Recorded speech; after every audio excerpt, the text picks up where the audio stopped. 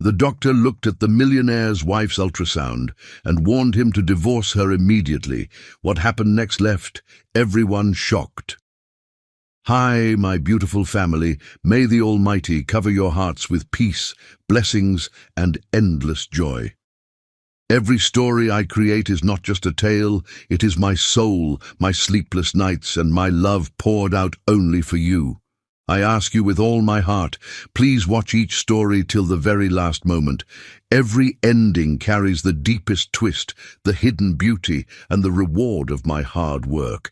When you stay with me to the end, you give value to my love, my effort, and my promise to never fail you. If your heart is true, comment present. If your loyalty is real, comment I am with Mr. Peter. And to my new family, if you ever doubt me, ask the old family. They will tell you how I gave without limits, how I carried this family with pure love, and how every story is my gift to you. This channel is more than stories. It is our home, our bond, and our journey together. Stay with me, believe in me, and let's rise together, one beautiful story at a time. Money can buy everything except the one thing that makes a man truly wealthy, and Benjamin Lucas was about to discover he was the poorest billionaire alive.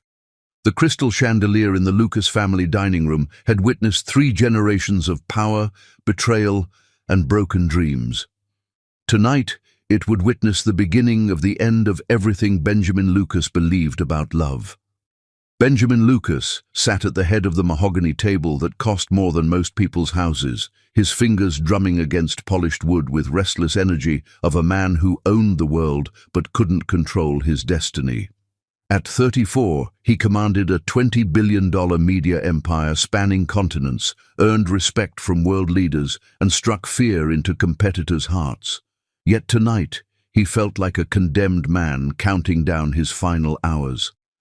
The golden clock on the mantelpiece ticked mercilessly toward his 35th birthday, just 11 months away. 11 months to fulfill his father's ultimatum, or watch everything his family had built for a century dissolve into charitable donations. Still brooding about father's will, darling? Helena Lucas's voice sliced through silence like silk wrapped around steel. Benjamin's stepmother entered wearing crimson that complemented her predatory smile. At 45, Helena possessed beauty born from expensive surgeries and ruthless ambition that had captured his 70-year-old father's heart and fortune. Benjamin's jaw tightened. I'm thinking about my wife. Oh yes, sweet Daisy. Helena's manicured fingers traced a priceless Ming vase as she spoke, tone dripping false sympathy. 3 years of marriage and still no little Lucas running through these halls. How tragic for a media empire that controls news networks across 12 countries. The words struck their target perfectly. The Lucas media empire wasn't just money, it was influence over global information, satellite networks, and digital platforms that shaped public opinion worldwide. Benjamin's father, Charles Lucas, had made his conditions crystal clear in his revised will: produce a blood heir by age 35, or the entire empire would be donated to charity, leaving both Benjamin and Helena's son Adrian with nothing. Charles's way of ensuring the Lucas name continued through generations. Helena had married into this empire 15 years ago, a beautiful widow with a 10-year-old son and a hunger for power that had taken Charles decades to recognize. She'd studied the Lucas family like a scholar, learning their weaknesses, their medical histories, their deepest fears about legacy and bloodline. Daisy and I are trying, Benjamin said quietly, hating how defensive he sounded. Trying. Helena savored the word like fine wine. Such an interesting choice of words. Some women, Benjamin, are simply not built for bearing children. Perhaps it's time to consider alternatives. Before Benjamin could respond, the sound of heels clicking against marble announced another arrival.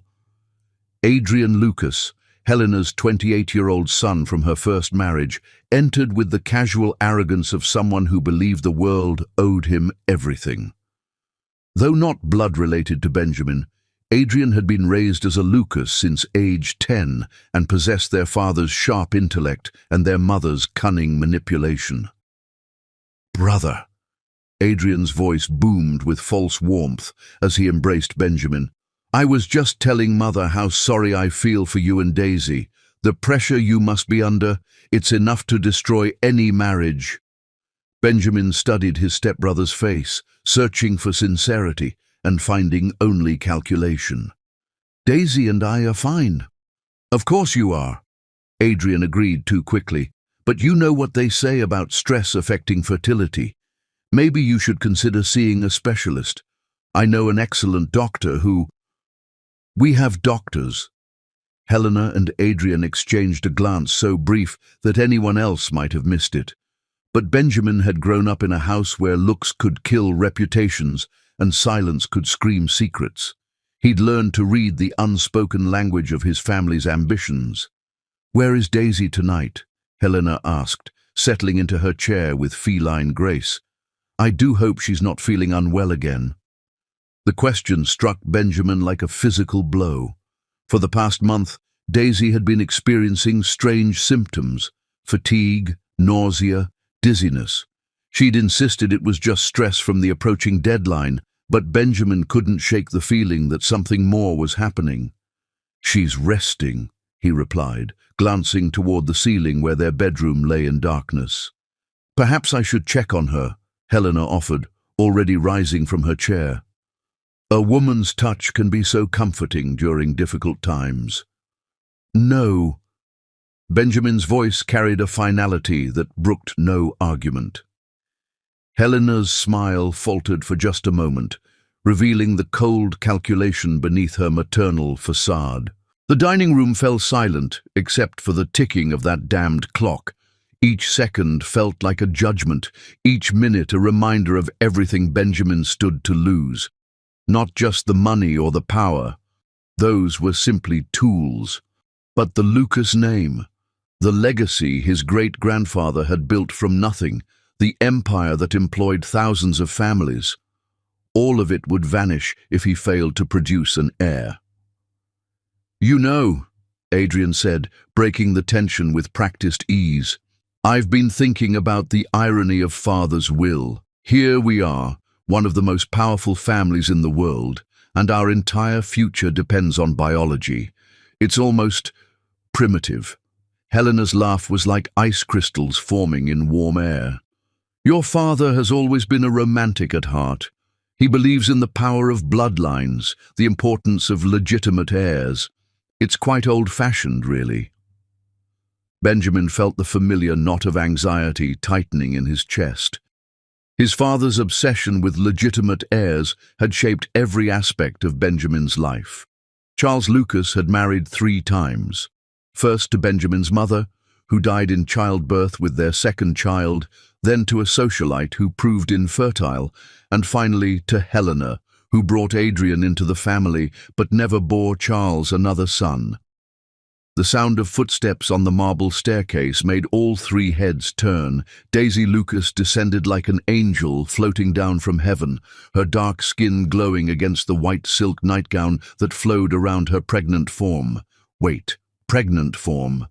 Benjamin's heart stopped beating for exactly 3 seconds before exploding into a rhythm that threatened to break his ribs. Daisy moved with the careful grace of early pregnancy, one hand resting protectively over her still flat stomach, her eyes bright with a secret that would change everything. "Benjamin," she said softly, her voice carrying the weight of miracles and the promise of salvation, "we need to talk." Helena's fork clattered against her plate. Adrian's wineglass froze halfway to his lips. The crystal chandelier seemed to dim, as if even the light understood the magnitude of this moment. Daisy walked to Benjamin's chair and knelt beside him, taking his trembling hands in her warm, steady ones. "I went to see Dr. Peterson today. The tests came back positive. We're going to have a baby." The words hit the room like a nuclear explosion. Benjamin felt tears burning behind his eyes as he pulled Daisy into his arms, breathing in the scent of her hair, feeling the solid reality of her body against his. After 3 years of hoping, praying, and trying, their miracle had finally happened. "How far along?" he whispered against her ear. "6 weeks," she murmured back. "I wanted to be sure before I told you." Benjamin pulled back to look at her face, seeing his own joy reflected in her dark eyes. But over Daisy's shoulder, he caught sight of Helena's expression, and his blood turned to ice water in his veins. Helena wasn't smiling. She wasn't congratulating them or sharing in their happiness. Instead, her face had gone completely blank, as if someone had erased all emotion and left only cold, calculating intelligence behind. Her eyes were fixed on Daisy with the intensity of a predator studying prey. Adrian, meanwhile, had gone pale beneath his carefully maintained tan. His hands gripped his wineglass so tightly that Benjamin could see white knuckles against tan skin. "Well," Helena said finally, her voice perfectly modulated and completely empty. "How wonderful. A baby. Just in time." The way she said "just in time" made Benjamin's skin crawl. There was something in her tone, something that suggested she found the timing suspicious rather than miraculous. "We should celebrate," Adrian added, but his smile looked like it had been carved from wood. "This calls for champagne, though of course Daisy can't drink now, can she?" Daisy pressed closer to Benjamin, and he realized she was trembling slightly. His protective instincts flared to life as he stood, keeping one arm around his wife. "We're going to bed," he announced. "Daisy needs her rest." "Of course," Helena purred. "Rest is so important during pregnancy, especially during the first trimester, when things can be so uncertain." The threat was subtle but unmistakable. Benjamin felt Daisy's sharp intake of breath and knew she'd heard it too. As they climbed the stairs together, Benjamin's mind raced with possibilities and dangers he'd never considered before. His family's reaction to the pregnancy had revealed something darker than disappointment. It had revealed fear. Helena and Adrian weren't just concerned about losing their place in the Lucas dynasty, they were terrified of it. And terrified people, Benjamin knew from years of business warfare, were capable of anything. Behind them, the crystal chandelier continued to cast its light over the dining room, where Helena and Adrian sat in perfect silence, their faces masks of civilized hatred. The game had begun, and Daisy, beautiful, innocent, pregnant Daisy, didn't even know she was already a target. Chapter 2. The Poison Tongue. The most dangerous lies are the ones wrapped in medical authority and delivered by someone you've trusted your entire life. Dr. Robert Morrison had delivered 3 generations of Lucas babies, witnessed their first breaths, and guided their families through every medical crisis for 30 years. His office walls displayed photographs of Lucas children he'd brought into the world, graduation announcements, wedding invitations, and thank you cards spanning a lifetime devoted to one family's health and happiness. Which made his phone call to Benjamin 3 days after Daisy's announcement devastating. "Benjamin, I need you in my office immediately." Dr. Morrison's voice carried urgency that sent ice through Benjamin's veins. "Alone. Don't bring Daisy. What I must tell you, it changes everything." Benjamin sat in the parking lot outside Morrison's medical building for 10 minutes, staring at the familiar brick facade where he'd received countless vaccinations as a child, where he'd been treated for broken bones from polo accidents, where he'd come for his pre-marriage physical 3 years ago. This building held the history of his health, his family's genetic legacy, their medical secrets. The waiting room felt different today. The cheerful yellow walls seemed sickly, the children's toys scattered across the carpet looked abandoned, and the receptionist's smile felt forced. Benjamin's hands shook as he signed in, his signature barely legible across the familiar clipboard. "Mr. Lucas?" Dr. Morrison appeared in the doorway, his usually warm demeanor replaced by something Benjamin had never seen before, pity mixed with professional concern. "Please, come in." The examination room smelled of antiseptic and fear. Dr. Morrison closed the door with unusual care, checked that it was locked, and drew the blinds before turning to face Benjamin. His weathered hands held a thick manila folder that seemed to weigh 1,000 pounds. "Benjamin, what I'm about to tell you will be the hardest thing you've ever heard. I've wrestled with whether to share this information, but as your family's physician, as someone who's watched you grow from a boy into a man, I can't let you live a lie." Benjamin's mouth went dry. "What are you talking about?" Dr. Morrison opened the folder and spread its contents across his desk like evidence in a murder trial. Genetic charts, medical records, laboratory reports, and photographs that made no immediate sense, but radiated authority and scientific certainty. "Your wife's pregnancy," Dr. Morrison began, his voice heavy with reluctant truth. "I've been analyzing the initial blood work, comparing it against your family's comprehensive genetic history that we've maintained for decades. Benjamin, the markers in this child's DNA, they're impossible." What Benjamin didn't know was that Dr. Morrison's gambling debts had reached $500,000, and Helena had quietly paid them off 3 months ago. The doctor who had delivered Benjamin into the world, who had treated his childhood injuries and guided his family through medical crises, had been bought with money and desperation. "Impossible how?" Benjamin's voice came out as a whisper. Dr. Morrison pointed to a complex chart filled with genetic sequences that looked like a foreign language. "The Lucas family has very specific genetic traits that have been documented for 4 generations. Your great-grandfather, your grandfather, your father, you, all carry these distinctive markers. They're like a genetic fingerprint as unique as your family name." Benjamin leaned forward, trying to make sense of the scientific jargon. "And this child doesn't carry those markers. More importantly, it carries genetic sequences that are absolutely incompatible with your DNA. Benjamin, based on these results, you cannot be the biological father of your wife's baby." The words hit Benjamin like a physical blow. The room tilted sideways, and he gripped the arms of his chair to keep from falling. That's impossible. Daisy wouldn't." "I'm sorry, son."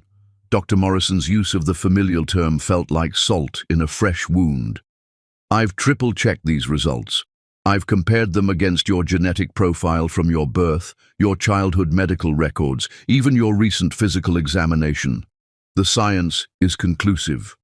Benjamin stared at the papers spread before him, seeing his entire world crumble into meaningless data points and statistical impossibilities. "There has to be a mistake. Labs make errors all the time." "I thought the same thing, Doctor," Morrison admitted. "So I sent samples to 3 different laboratories, Johns Hopkins, Mayo Clinic, and Stanford. All came back with identical results. I'm afraid there's no mistake." The silence stretched between them like a chasm. Benjamin's mind raced through the past 6 weeks, analyzing every interaction with Daisy, every moment they'd shared, searching for signs he'd missed. Had she been acting differently? Had there been lies hidden behind her loving smiles? "The timing is particularly troubling," Dr. Morrison continued gently. 6 weeks ago would place conception right around the time of your business trip to Tokyo. You were gone for 2 weeks, if I remember correctly. Benjamin's head snapped up. "How do you know about my travel schedule?" "Your father mentioned it during his last checkup. He was worried about the stress you were under, the pressure of the inheritance deadline. He asked me to keep an eye on both you and Daisy." Something cold settled in Benjamin's stomach. "My father knows about this." "Not yet. I wanted to speak with you first. But Benjamin, he'll have to know eventually. The inheritance provisions are very specific about legitimate heirs. If this child isn't yours." The implication hung in the air like a death sentence. Not only was Benjamin's marriage built on a foundation of lies, but his family's entire future hung in the balance. The Lucas empire, the legacy, the employees who depended on them, all of it would disappear because his wife had betrayed him at the most crucial moment possible. Who? Benjamin's voice was barely audible. Who is the father? Dr. Morrison hesitated, his fingers drumming against the desk in a nervous rhythm. The genetic markers suggest someone of mixed European and Asian descent. The preliminary analysis indicates possible connections to several prominent business families in the region. Benjamin's mind immediately went to Marcus Chen, his former business partner and closest friend, until their falling out 2 years ago. Marcus was brilliant, charming, and had always shown perhaps too much interest in Daisy during business dinners. Their partnership had ended acrimoniously when Benjamin discovered Marcus trying to steal clients and proprietary technology. Marcus Chen, Benjamin said flatly. Dr. Morrison's expression confirmed his suspicions. The genetic profile is consistent with that possibility. The revelation hit Benjamin like a tsunami of betrayal. Not only had his wife been unfaithful, but she'd chosen to betray him with the one person who'd already tried to destroy his business empire. The symmetry was too perfect, too cruel to be coincidental. "There's more, Doctor," Morrison said quietly. "I've been reviewing Daisy's medical history, looking for patterns. She's been seeing a fertility specialist without your knowledge for the past 6 months, Dr. James Patterson, who has a clinic downtown." Benjamin's hands clenched into fists. "What kind of treatments?" "The records are confidential, but I have contacts in the medical community. It appears she was receiving hormone injections and specialized consultations. The timing suggests she was actively trying to conceive, but not necessarily with you." The room felt like it was closing in around Benjamin. Every breath became a struggle as the full scope of his wife's deception revealed itself. This wasn't a moment of weakness or a mistake born from loneliness during his business trip. This was calculated, premeditated betrayal designed to secure her position in the Lucas family just as time was running out. "She's been planning this," Benjamin said, the words tasting like poison in his mouth. "It appears that way, Doctor."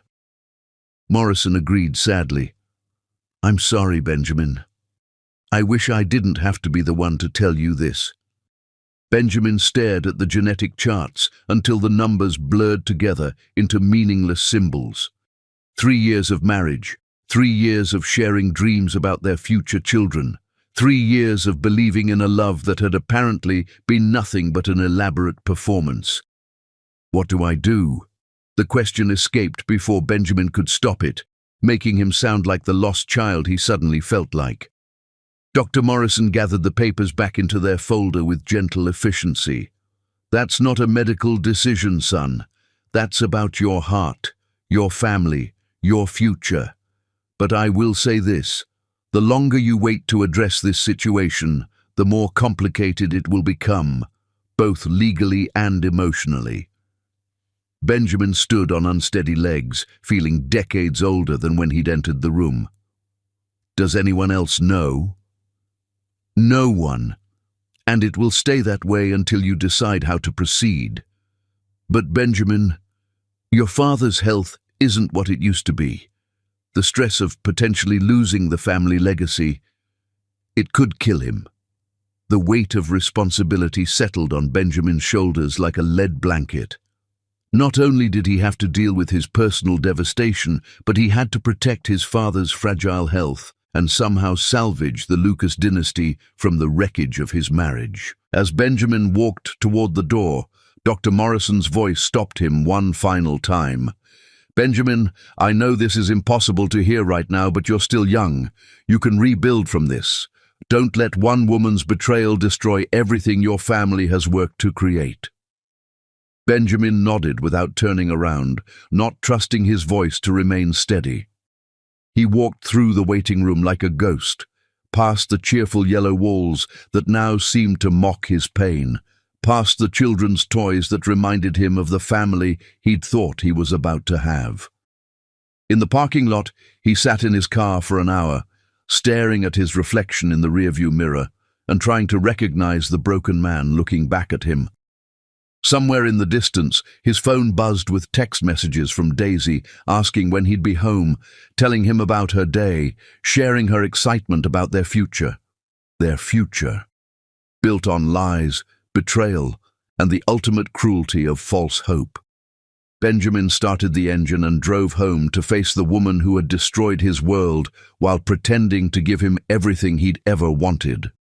With each mile, his broken heart hardened into something darker, something that would change the course of all their lives forever. Chapter 3. The Heart's Earthquake. The cruelest torture isn't the pain of betrayal. It's having to smile at the person who destroyed you while they still believe you love them. Benjamin Lucas had always prided himself on his poker face. In boardrooms across 3 continents, he'd negotiated billion-dollar deals without revealing emotion. He'd stared down corporate raiders, government officials, and international competitors with ice-cold control that made the Lucas name synonymous with power. But sitting across from his wife at breakfast 3 days after Dr. Morrison's revelation, watching her glow with pregnancy and innocent joy, Benjamin discovered that years of emotional discipline meant nothing when your heart was being systematically destroyed by the person you loved most. "I've been thinking about names," Decisi said, her dark eyes sparkling as she spread organic jam across her whole wheat toast. "For a boy, maybe Charles after your father. And for a girl." She paused, her hand drifting unconsciously to her still flat stomach. "What was your mother's name again?" "Elizabeth." The word came out like broken glass. Daisy's smile could have powered the entire city. "Elizabeth Lucas. That's beautiful. She would have been so happy to have a granddaughter." Benjamin's coffee tasted like ash in his mouth. His mother had died giving birth to his stillborn sister when Benjamin was 7 years old. The tragedy had shaped his father's obsession with legitimate heirs and the continuation of the Lucas bloodline. Now, 27 years later, his wife was planning to name another man's child after the woman whose death had created the very inheritance crisis this pregnancy was supposed to solve. The irony was so cruel, it was almost artistic. "Benjamin?" Daisy's voice carried a note of concern. "You seem distant this morning. Are you feeling all right?" He forced himself to look at her, really look at her, searching for signs of deception in the face he'd memorized over 3 years of marriage. Her skin had the luminous quality that early pregnancy often brought. Her hair was softer and more lustrous than ever, and her eyes held nothing but love and excitement for their future. Either she was the most accomplished actress in the world, or she genuinely believed the child she carried was his. "I'm fine," he lied, the words feeling foreign on his tongue. "Just thinking about work." "You work too much." Daisy reached across the table to cover his hand with hers, and Benjamin had to suppress the urge to pull away. Her touch, once a source of comfort and desire, now felt like a brand marking him as a fool. "Maybe it's time to start delegating more. We're going to have a baby to think about now." A baby. Benjamin's jaw clenched involuntarily. Whose baby? How long had she been planning this deception? Had Marcus Chen been laughing at him during those business dinners where Benjamin had proudly introduced his beautiful wife? Had they shared secret glances while Benjamin discussed quarterly projections and market expansions? "Have you thought about telling your family?" Daisy continued, oblivious to the storm raging behind Benjamin's carefully controlled expression. "I know your father will be over the moon. And Helena, well, she'll probably be relieved that the inheritance issue is resolved." The mention of Helena sent a chill down Benjamin's spine. His stepmother's reaction to the pregnancy announcement had been strange, too controlled, too calculating. But now, armed with the knowledge of Daisy's betrayal, her behavior made perfect sense. Helena was many things, But she wasn't stupid. She would have seen through Daisy's deception immediately and realized that this pregnancy, rather than securing the Lucas legacy, might actually destroy it entirely. "I'll tell Father when the time is right," Benjamin said carefully. "When the time is right?" Daisy laughed, the sound like silver bells that now grated against Benjamin's nerves. "Darling, I'm pregnant with his grandchild. Every moment we wait is a moment stolen from his joy." Grandchild. The word hit Benjamin like a physical blow. Charles Lucas, already weakened by age and the stress of potentially losing his family's empire, would be devastated to learn that his hoped-for heir was actually the product of his daughter-in-law's affair. The shock might literally kill him. Benjamin's phone buzzed with an incoming text. Without thinking, he glanced at the screen and saw Marcus Chen's name. His blood turned to ice as he read the message. "Heard congratulations are in order. Hope you're both happy. We should get together soon." The timing was too perfect to be coincidental. Marcus hadn't contacted Benjamin in over a year, not since their business relationship had ended in mutual accusations and threats of lawsuits.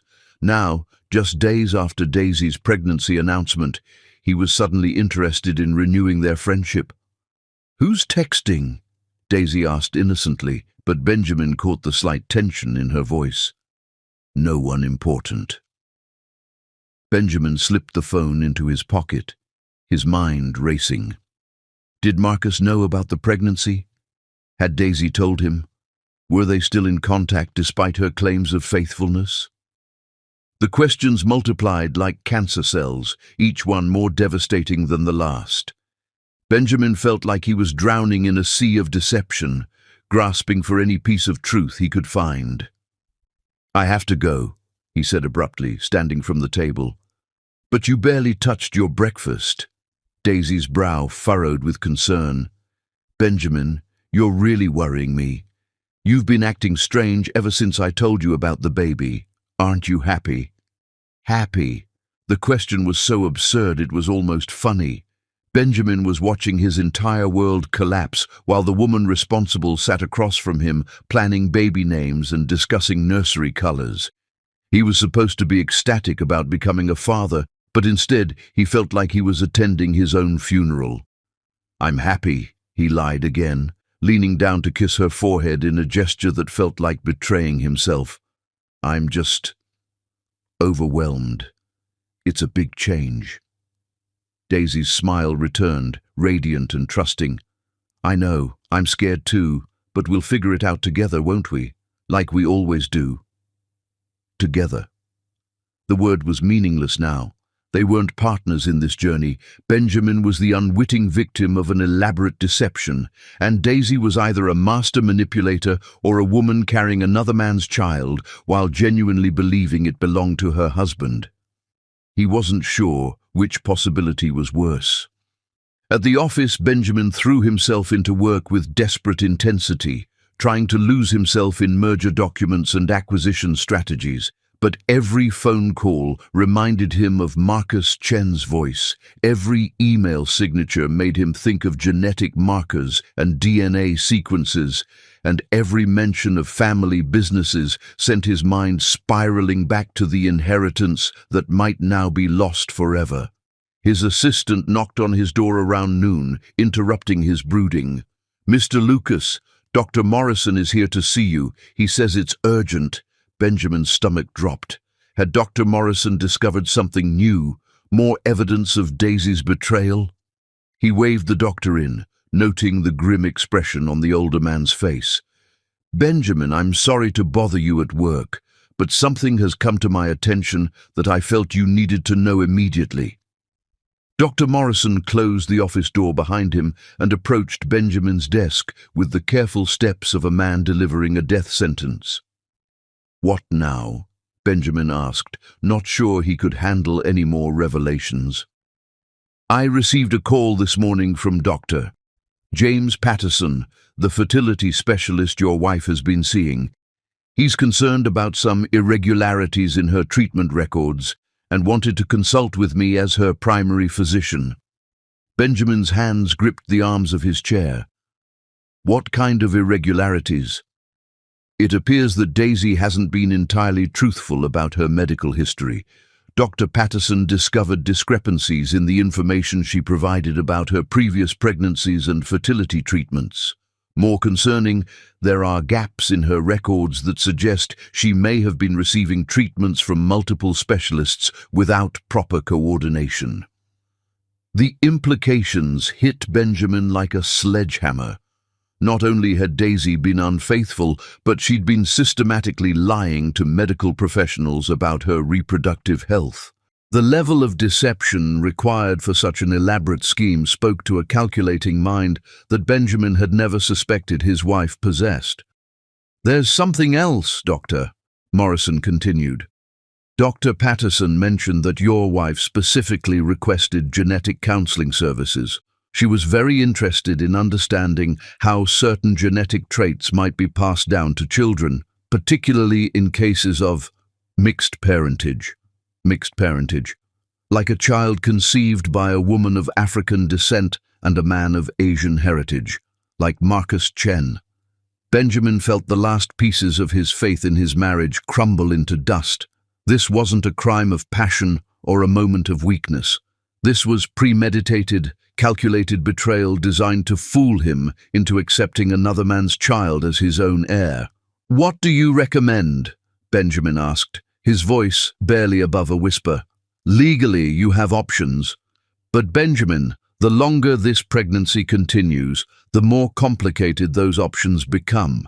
If you're going to act, you need to do it soon." After Dr. Morrison left, Benjamin sat alone in his office as the afternoon sun cast long shadows across his desk. Outside his window, the city hummed with life and energy, millions of people going about their daily routines, unaware that one man's world was ending floor by floor, revelation by revelation. His phone buzzed again. Another text from Marcus Chen. "Daisy looks radiant these days. Pregnancy suits her." Benjamin stared at the message until the words blurred together. Marcus wasn't just the father of Daisy's child. He was actively taunting Benjamin with his victory. The arrogance was breathtaking, the cruelty absolute. But what destroyed Benjamin more than the betrayal itself was the realization that he still loved her. Despite everything Dr. Morrison had told him, despite the evidence mounting against her, despite the knowledge that she was carrying another man's child, Benjamin's heart refused to let go of the woman who had been his partner, his confidant, his future. Love, he realized, wasn't something you could turn off like a light switch, even when that love was destroying you from the inside out. As the sun set over the city, Benjamin made a decision that would change everything. He couldn't confront Daisy directly. Not yet. He needed more evidence, more proof, more ammunition for the war that was coming. But he also needed to protect himself, his father, and the Lucas legacy from the woman who had infiltrated their family with lies and deception. The game was about to begin, and Benjamin Lucas was finally ready to play. Chapter 4. The Mother's Strength. A woman's greatest power isn't in her tears, it's in her ability to stand unbroken when the world tries to shatter her soul. Daisy Lucas had always possessed intuition that bordered on supernatural. Growing up as daughter of a single mother who worked 3 jobs to survive, she'd learned to read subtle shifts in people's moods, microscopic changes in behavior that signaled danger or opportunity. This survival skill had served her well in the corporate world and initially attracted Benjamin during their first meeting at a charity auction 3.5 years ago. Now, sitting in their bedroom as morning light filtered through silk curtains, that same intuition screamed warnings that made her skin crawl with unease. Benjamin hadn't touched her in a week, not sexually, that she could understand, given the early pregnancy symptoms and their mutual caution about harming the baby. But he hadn't touched her at all. No casual hand on her shoulder when he passed behind her chair. No gentle kiss on her forehead when she was reading. No unconscious reaching for her hand during their evening walks through the estate gardens. For a man who had once been so physically affectionate that Helena had commented acidly on their public displays, this sudden distance was more alarming than if he'd started shouting accusations. Mrs. Lucas. Maria, their housekeeper for the past 2 years, knocked softly on the bedroom door. "Mrs. Helena is here to see you. She's waiting in the morning room." Daisy's hand instinctively moved to her stomach, a protective gesture that had become second nature since learning about the pregnancy. Helena's visits were never casual social calls. The woman operated with the precision of a chess master, every move calculated to achieve maximum advantage. "Tell her I'll be down in a few minutes," Daisy replied, then spent those minutes studying her reflection in the full-length mirror that had belonged to Benjamin's mother. At 8 weeks pregnant, the changes were still subtle. A fullness to her breasts, a slight softening around her waist, a luminous quality to her skin that seemed to glow from within. But it was her eyes that showed the greatest transformation.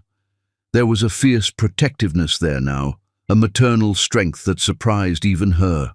The morning room was Helena's favorite space for important conversations, bright enough to read facial expressions clearly, but positioned so that whoever sat across from her would be backlit by the windows, making their own emotions harder to discern. Helena sat like a queen holding court, wearing a powder blue suit that probably cost more than most people's cars and jewelry that could have funded a small country's education budget. Her smile was perfect, warm, and absolutely predatory. "Daisy, darling, you look lovely. Pregnancy certainly agrees with you." Helena's voice carried the honey-sweet tone she used when delivering her most poisonous observations. "Thank you." Daisy settled into the chair opposite her mother-in-law, noting how Helena's eyes immediately dropped to her midsection with calculating assessment. "I wanted to talk to you about the baby announcement," Helena continued smoothly. "Charles is so excited about becoming a grandfather, but his health has been fragile lately. I think we need to be very careful about how we handle this situation." Daisy's maternal instincts flared to life. "What do you mean by handle this situation? I'm pregnant with your step-grandson. It's a blessing, not a crisis to be managed." Helena's laugh was like ice crystals forming in summer air. "Of course it's a blessing, dear, but you must understand the complexities of your timing. Charles's will, the inheritance provisions, the pressure Benjamin has been under." She paused delicately. "Some people might see this pregnancy as remarkably convenient." The words hit their target with surgical precision. Daisy felt her cheeks burn with indignation, but she kept her voice steady. "Are you suggesting that I plan to get pregnant now?" "I'm not suggesting anything," Helena replied with false innocence. "I'm simply observing that after 3 years of trying, your success comes at a very fortuitous moment. Just 11 months before Benjamin's 35th birthday, just when the Lucas Empire hangs in the balance." Daisy studied her mother-in-law's perfectly composed face, seeing the calculation behind the concern. This wasn't a warning. It was a threat wrapped in maternal worry. "Helena, I understand that you're protective of this family, but I won't apologize for giving Benjamin the child he's always wanted." "The child he's always wanted," Helena repeated thoughtfully. "Yes, that's exactly what makes this so interesting. Tell me, Daisy, have you given any thought to genetic testing? It's quite common these days, especially for women of diverse backgrounds." The euphemism hit like a slap. Daisy's mixed African and European heritage had never been an issue for Benjamin, but Helena had a talent for making anything sound like a liability. "My heritage isn't a medical condition that requires testing," Daisy said quietly, her voice carrying a steel edge that made Helena's eyebrows rise slightly. "Of course not. But genetic compatibility can be so complex, especially when family bloodlines are as specific as the Lucas line. We have such distinctive traits, you know. Charles often jokes that Lucas men are impossible to mistake for anything else." The implication was clear. If this child didn't look unmistakably like a Lucas, questions would be raised. Daisy felt a chill of understanding wash over her. Helena wasn't just making conversation, she was laying groundwork for future accusations. I should probably mention, Helena continued with calculated casualness, that Benjamin seemed quite troubled when he left for work this morning. He's been under such stress lately. The inheritance deadline, the pressure to produce an heir, the challenges in his business relationships. What challenges? Daisy asked, though she suspected she knew where this was heading. Oh, surely you know about his falling out with Marcus Chen. Such a shame. They were such close friends until Marcus tried to steal Benjamin's clients. Benjamin was devastated by the betrayal. He's become quite suspicious of people he once trusted implicitly. There it was. The poison, delivered with surgical precision. Helena was planting seeds of doubt about Marcus, while simultaneously suggesting that Benjamin's trust had been damaged by previous betrayals. It was masterful manipulation disguised as concern. Marcus Chen has nothing to do with our marriage or our baby, Daisy said firmly. Helena's smile was sharp enough to cut glass. Of course not, dear. I'm simply noting that Benjamin has been hurt before by people he trusted. It's made him cautious. Especially now, when so much depends on family loyalty. The conversation continued for another 20 minutes, with Helena delivering carefully crafted warnings disguised as advice. She mentioned the importance of prenatal vitamins from reputable sources, suggested that Daisy might want to limit her outside activities during the delicate first trimester, and recommended several specialists who understood the unique needs of Lucas family pregnancies. Each suggestion was reasonable on the surface, but carried an undercurrent of control and surveillance. Helena was building a cage around Daisy so subtly that anyone listening would hear only a concerned mother-in-law offering support. After Helena left, Daisy sat in the morning room for a long time, processing the conversation and its implications. She'd always known that Helena resented her marriage to Benjamin, but this felt different, more urgent, more dangerous. Her phone buzzed with a text from Benjamin. "Working late tonight. Don't wait up." It was the third time this week he'd avoided coming home for dinner.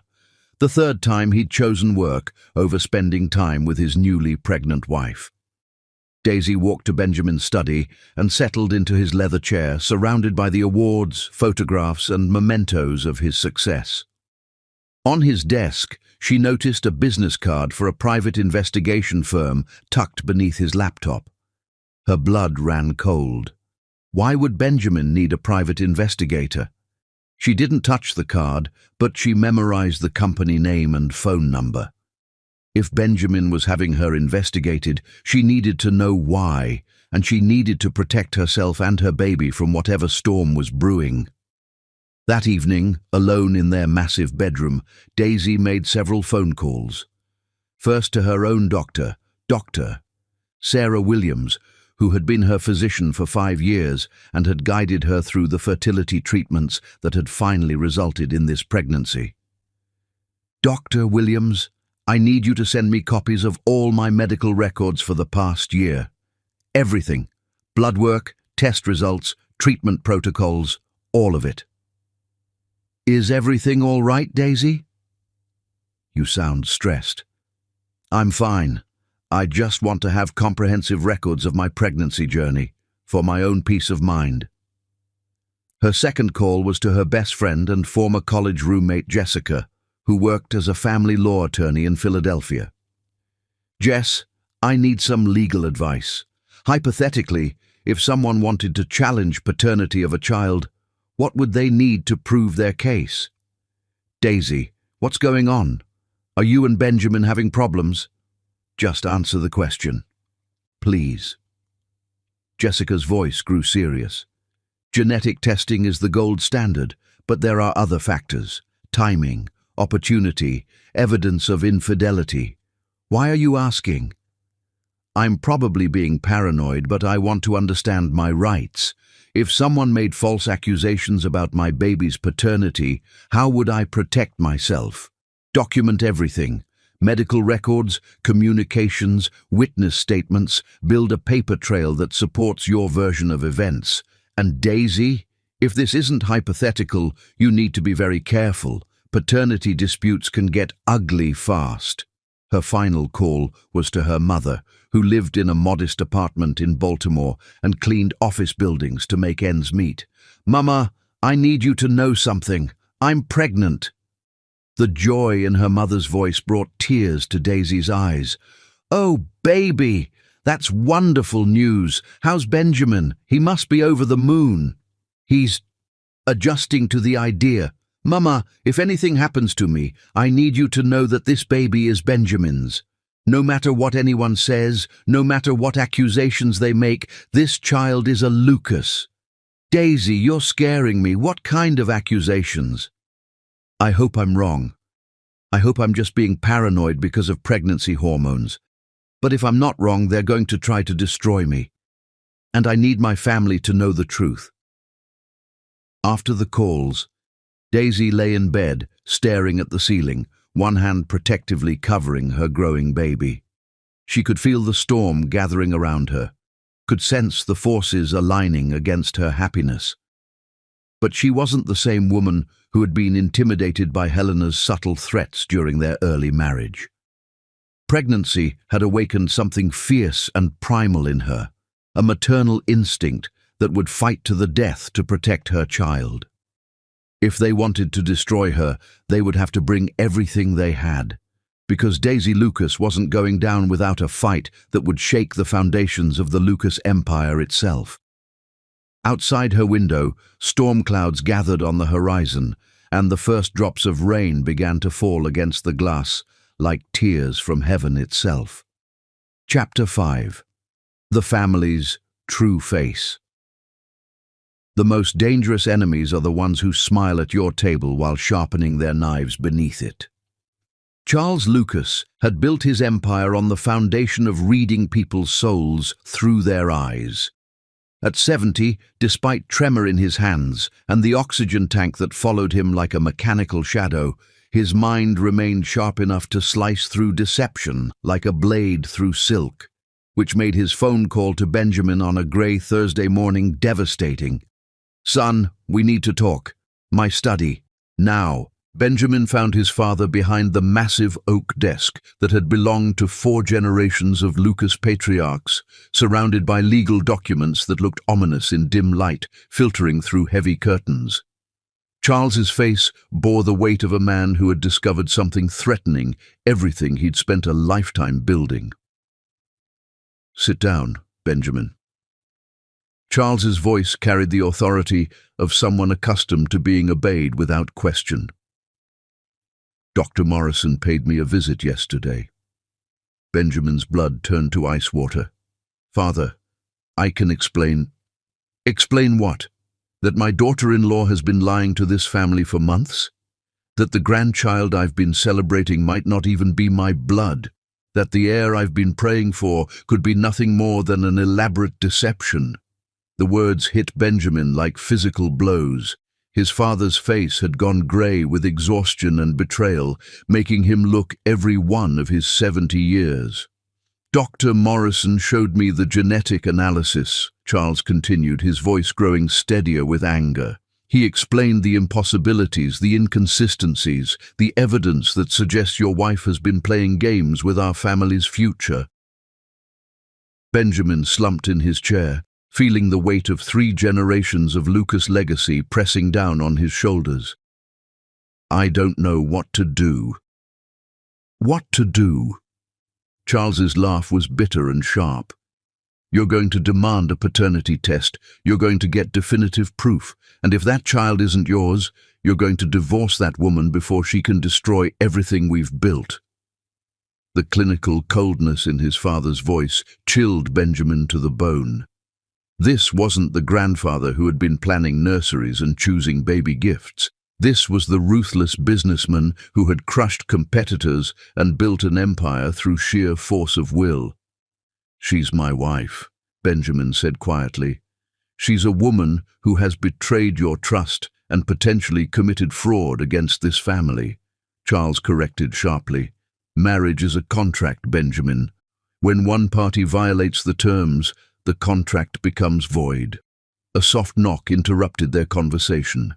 Helena entered without waiting for permission, her face a mask of concern that didn't quite reach her calculating eyes. "Charles, darling, you look pale. Should you be having such stressful conversations?" She moved to his side with practiced grace, one hand resting possessively on his shoulder. "Helena knows about the situation," Charles explained to Benjamin. "I had to tell her. She's my wife, and she has a right to know that our family's future is in jeopardy." Benjamin studied Helena's expression, noting the careful balance of shock and sympathy she projected. But there was something else there, something that looked almost like satisfaction, barely concealed beneath her concerned facade.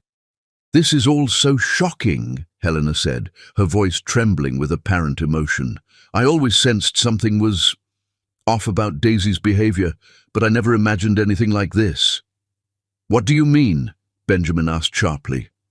Helena hesitated, glancing at Charles, as if seeking permission to continue. "Well, there have been phone calls, late at night. She always claimed they were work-related, but what kind of work requires such secretive conversations?" Benjamin's hands clenched into fists. "You've been listening to her phone calls?" "Not intentionally," Helena replied quickly, "but when you live in the same house, sometimes you overhear things. And Benjamin, I've seen her meeting with men, in coffee shops, in parks, always very discreet, very careful." Each word was a dagger to Benjamin's heart. The woman he'd loved completely had been living a double life right under his nose, and apparently everyone in his family had suspected except him. "There's more," Charles said quietly. "I've been doing some investigating of my own. Our business relationship with the Chen Corporation ended badly, but Marcus Chen has been making inquiries about our family finances, specifically about the inheritance provisions." Benjamin's vision blurred with rage. "He's been planning this." "It appears so," Charles agreed. "The timing is too perfect to be coincidental. A failed business relationship, a seduction of your wife, a pregnancy that conveniently solves our inheritance crisis while potentially placing an outsider's child in line for the Lucas fortune." Helena moved to the window, gazing out at the estate grounds with apparent sadness. "I keep thinking about what this will do to the family name, the scandal, the media attention. Our reputation will be destroyed." "Not if we handle this correctly," Charles said firmly. "We need to control the narrative, gather evidence, build an airtight case before we make any accusations." Benjamin looked between his father and stepmother, seeing them as allies in what was becoming a war against his own wife. The realization should have brought him comfort, but instead it filled him with a profound sense of loss. His marriage wasn't just ending, it was becoming a battlefield where love would be the first casualty. "What about Daisy?" Benjamin asked. "What if she's innocent? What if there's another explanation?" Charles and Helena exchanged a look that spoke volumes about their shared skepticism. "Son," Charles said gently, "I understand your reluctance to believe the worst about someone you love, but sometimes love makes us blind to truths that everyone else can see clearly." Adrian chose that moment to enter the study, his face grave with the weight of someone delivering devastating news. "I'm sorry to interrupt, but I thought you should know immediately." Adrian held up his phone, showing a text message thread. "I've been contacted by Marcus Chen. He wants to meet with me to discuss mutual interests regarding the Lucas family situation." The room fell silent, except for the rhythmic wheeze of Charles's oxygen concentrator. Benjamin felt the last pieces of his faith in his marriage crumble into ash. "He's making his move," Charles said quietly. "This confirms everything we suspected." Adrian nodded gravely. He seemed very confident, almost cocky, like he knows something we don't. Or like he's been planning this for months and feels ready to execute his plan, Helena added, with grim satisfaction. Benjamin stood abruptly, pacing to the window where he could see the gardens where he and Daisy had walked just weeks ago, planning their future and dreaming about their child. Now those memories felt like scenes from someone else's life. "What do you recommend?" he asked, his voice hollow. Charles pulled out a business card and slid it across the desk. "Thomas Whitmore, best private investigator in the city, completely discreet, absolutely thorough. He'll get us the evidence we need to protect this family." Benjamin stared at the card, recognizing it as the same one he'd seen tucked under his laptop. Someone had already been planning this investigation. "How long has he been working for us?" Benjamin asked quietly. "Just a few days," Charles admitted. "I wanted to verify Dr. Morrison's concerns before involving you. Whitmore has already uncovered some disturbing information." Helena returned to Charles's side, her hand again finding his shoulder in a gesture of support. "We're doing this to protect you, Benjamin. To protect all of us." "What did Whitmore find?" Benjamin asked, though he wasn't sure he wanted to know the answer. Charles opened a manila folder and spread photographs across the desk like evidence in a murder trial. Benjamin's heart stopped as he recognized Daisy in each image, talking to a man in a coffee shop, embracing someone in a parking garage, entering a medical building with a companion who wasn't Benjamin. The man in these photos has been identified as Dr. James Patterson, a fertility specialist, Charles explained clinically. "He's been treating your wife for several months without your knowledge." Benjamin picked up one of the photographs, studying Daisy's face for signs of deception or guilt. Instead, he saw only the woman he'd fallen in love with, animated and happy as she spoke with someone the camera had positioned to look suspicious. "These could be innocent," Benjamin said weakly. "They could be," Adrian agreed with false sympathy. "But taken together with everything else." The weight of evidence felt crushing. Medical reports, photographs, witness statements, phone records, it all painted a picture of systematic deception that Benjamin couldn't explain away with wishful thinking. "I need to think," Benjamin said finally. "Don't think too long," Charles warned. "Every day that passes makes this situation more complicated. If you're going to act, you need to do it before the pregnancy advances too far." As Benjamin left his father's study, he felt like he was carrying the weight of the entire Lucas legacy on his shoulders. Behind him, he could hear Helena's voice offering Charles comfort and support, their conversation continuing in hushed tones that spoke of strategies and contingencies. Walking through the halls of the mansion where he'd grown up, Benjamin realized that his family had already made their decision about Daisy's guilt. They were moving forward with plans to destroy her, and they expected him to fall in line. The only question remaining was whether Benjamin Lucas still had the strength to fight for the woman he loved, or if the evidence against her had finally killed the last remnants of his faith in their marriage. Outside, storm clouds continued to gather, and the first rumble of thunder echoed across the estate, like a warning of the devastation to come. Chapter 6. The Public Humiliation. There are two kinds of destruction, the kind that happens in darkness, and the kind that happens under spotlights while 500 people watch your world burn. The annual Lucas Foundation Gala was legendary in high society circles, an event where million-dollar donations were made as casually as ordering champagne, where political careers were launched or destroyed with whispered conversation, and where the Lucas family displayed their power like peacocks showing feathers. This year's theme was Building Futures, and the irony wasn't lost on Benjamin as he adjusted his black tie in their bedroom mirror. Beside him, Daisy smoothed silk of her emerald green gown, fabric expertly tailored to accommodate her 10-week pregnancy bump while maintaining elegance that would have made Grace Kelly weep with envy. Her reflection showed a woman at the height of beauty, skin glowing with pregnancy hormones, eyes bright with excitement, completely unaware that tonight would be the last time she'd attend a Lucas family event as Benjamin's wife. "You look stunning," Benjamin said, the words feeling like ash in his mouth. 2 weeks had passed since the meeting in his father's study. 2 weeks of Thomas Whitmore's investigation, uncovering more evidence of Daisy's supposed betrayal. 2 weeks of Benjamin watching his wife and seeing either an innocent woman or the most accomplished actress alive. "Thank you." Daisy's smile could have powered the entire city. She moved to straighten his bow tie, her touch gentle and familiar. "I'm nervous about tonight. First public appearance since announcing the pregnancy. Everyone will be watching us." Everyone would indeed be watching.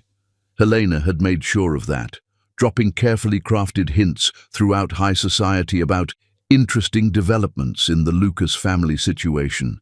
The gossip mill had been churning for days with speculation about the heir, the inheritance, and the beautiful young wife who had captured Benjamin's heart.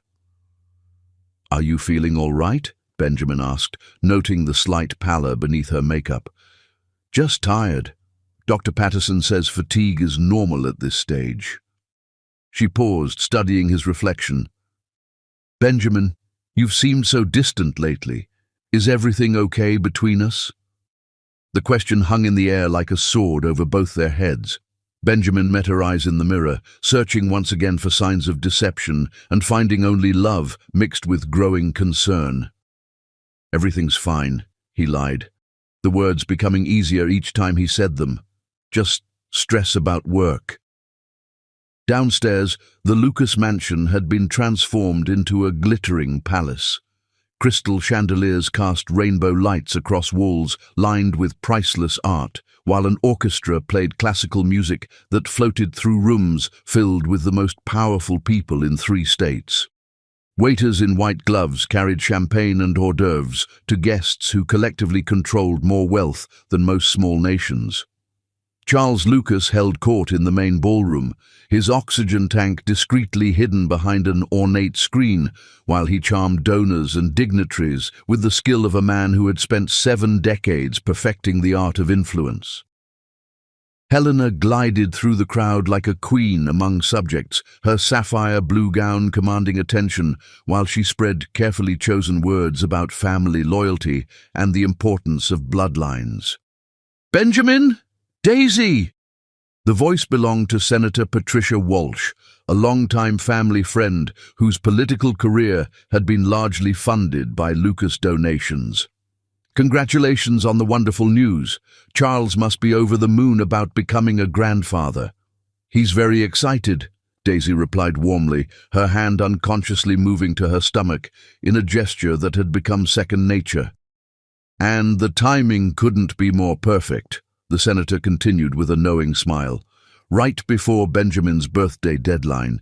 It's like a fairy tale ending." Benjamin felt Daisy's slight stiffening beside him. The comment about timing had hit its mark, planting another seed of doubt about the pregnancy's convenient scheduling. "Love doesn't follow timetables," Daisy said quietly, but Benjamin caught the defensive edge in her voice. As the evening progressed, similar comments came from other guests. Each seemingly innocent congratulation carried an undercurrent of speculation about timing, convenience, and the remarkable good fortune of the Lucas family's reproductive success, just when it was needed most. Helena had orchestrated the gossip campaign with surgical precision, never making direct accusations, but ensuring that every conversation planted questions about Daisy's motives and the pregnancy's legitimacy. "Mr. Lucas?" Thomas Whitmore appeared at Benjamin's elbow like a shadow given form. The private investigator looked unremarkable, medium height, average build, forgettable face, which Benjamin supposed was exactly what made him effective at his job. "Not here," Benjamin hissed, glancing around to ensure no one had noticed the exchange. "It's urgent," Whitmore insisted. "We have a situation developing. I need 5 minutes."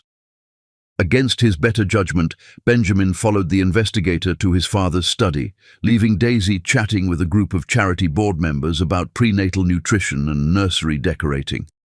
"What's so urgent it couldn't wait until tomorrow?" Benjamin demanded. Whitmore pulled out his phone and showed Benjamin a series of photographs taken that afternoon. "Your wife left the house at 2 p.m., claiming she had a doctor's appointment. These photos show her actual activities." Benjamin's heart stopped as he studied the images. Daisy entering a downtown medical building, emerging an hour later with a man Benjamin didn't recognize, embracing the stranger in what looked like an intimate goodbye. "Who is he?" Benjamin asked, his voice barely above a whisper. "Dr. Marcus Chen," Whitmore replied. "He uses his middle name professionally, but his full name is Marcus James Chen, the same Marcus Chen you've been investigating." The revelation hit Benjamin like a physical blow. Marcus wasn't just potentially the father of Daisy's child, he was actively involved in her pregnancy, attending her medical appointments, playing role that should have belonged to Benjamin. "There's more," Whitmore continued relentlessly. "I've confirmed that Dr. Patterson, the fertility specialist your wife has been seeing, is actually Marcus Chen's cousin.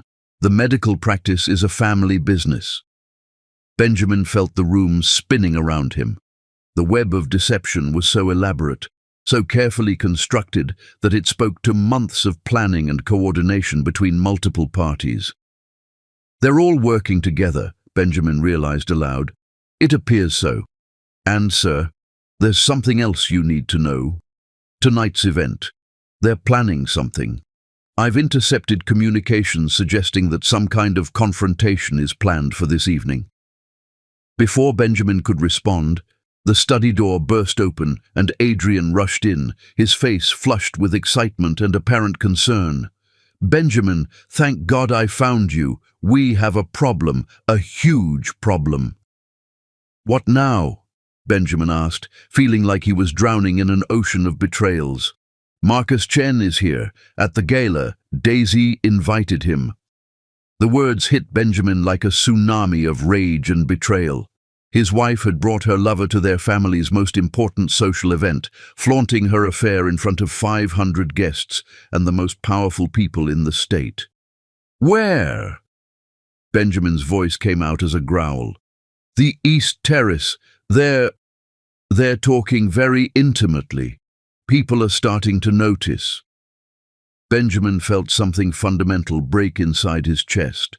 Whatever love and trust had survived the past weeks of evidence and doubt shattered completely in that moment. His wife wasn't just having an affair, she was humiliating him publicly, destroying his reputation and his family's name in front of everyone who mattered. He walked toward the East Terrace like a man heading to his own execution, with Adrian and Whitmore following at a discreet distance. The closer he got, the more guests he noticed whispering behind raised champagne glasses, their eyes following his progress with the hungry anticipation of spectators at a gladiator match. The French doors to the terrace stood open, allowing the warm evening air to flow into the ballroom along with the sound of intimate conversation. Benjamin stepped outside and saw them immediately, Daisy and Marcus Chen standing close together near the marble railing, her hand resting on his arm while he leaned down to whisper something in her ear. Marcus Chen looked exactly like Benjamin remembered, tall, handsome, with the kind of effortless charisma that made people want to trust him. He was also unmistakably Asian, which made Dr. Morrison's comments about genetic markers suddenly take on devastating clarity. "Daisy." Benjamin's voice cut across the terrace like a blade. Both figures turned toward him, and Benjamin saw his wife's face transform from animated happiness to pure terror in the space of a heartbeat. Marcus, by contrast, smiled with the satisfied expression of a man who had been waiting for this moment. "Benjamin," Daisy breathed, her hand dropping from Marcus's arm as if it had caught fire. "I can explain." "Explain what?" Benjamin's voice grew louder, carrying back into the ballroom where conversations had stopped, and all attention was focused on the drama unfolding on the terrace. "Explain why you invited your lover to our family's gala. Explain why you're carrying his child while lying to my dying father about giving him a grandchild." The accusations hung in the air like poison gas.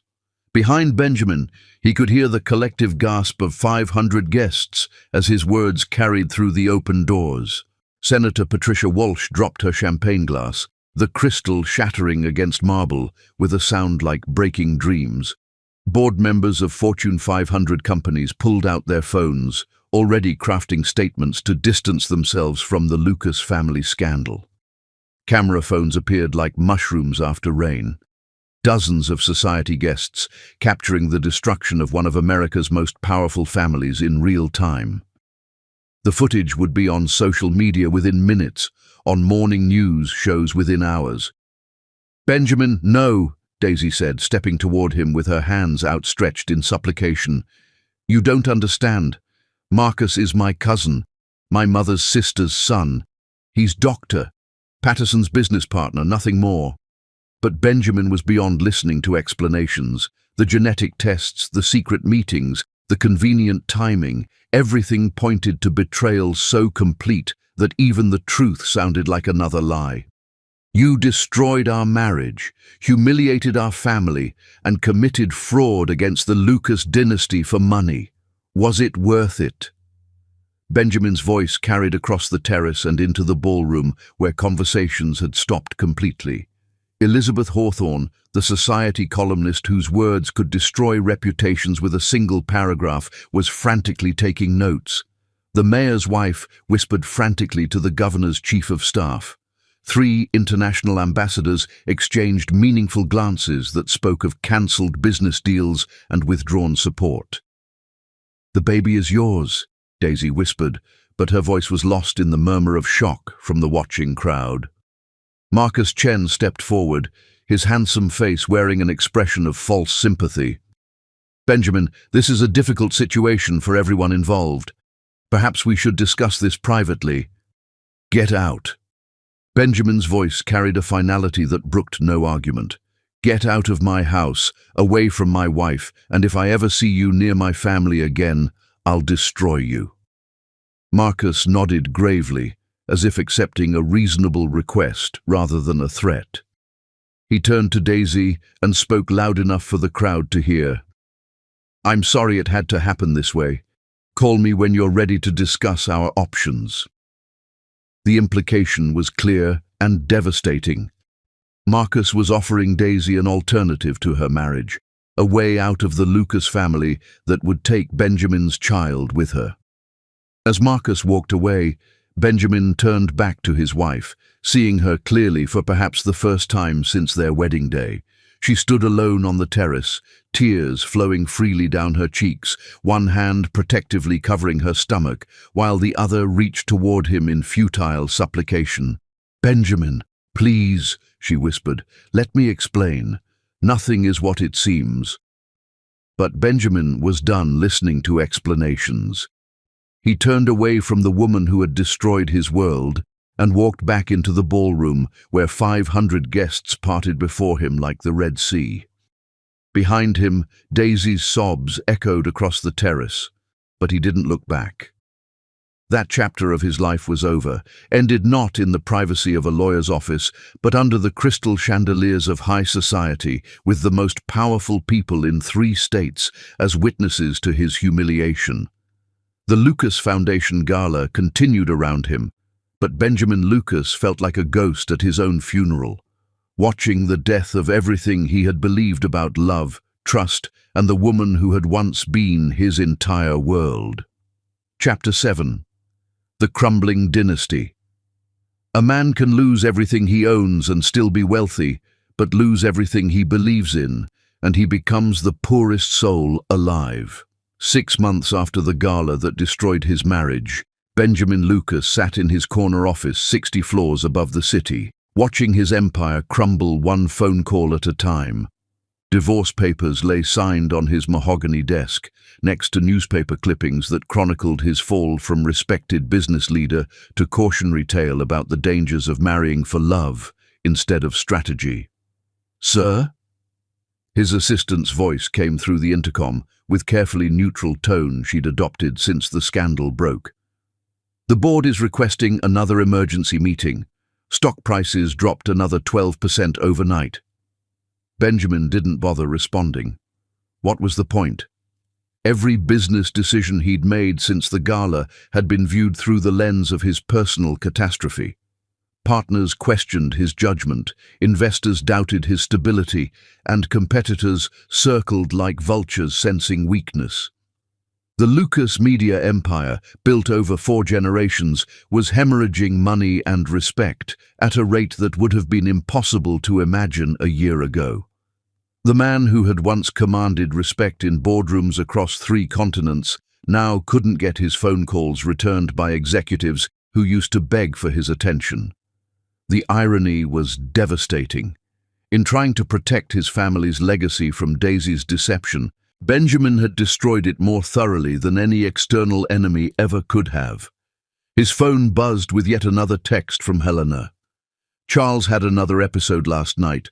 Doctor says stress is killing him faster than the cancer. When are you coming home? Home. The word felt meaningless now. The Lucas mansion, where he'd grown up dreaming of the family he'd one day raise within its walls, had become a mausoleum of broken dreams and bitter regrets. He'd moved into a downtown penthouse after the divorce, claiming he needed space to focus on business, but the truth was simpler and more pathetic. He couldn't bear to walk the halls where he'd once been happy. A knock on his office door interrupted his brooding. Benjamin looked up to see Thomas Whitmore standing in the doorway, his unremarkable face wearing an expression that Benjamin had learned to associate with bad news. "Mr. Lucas, I have the final report you requested."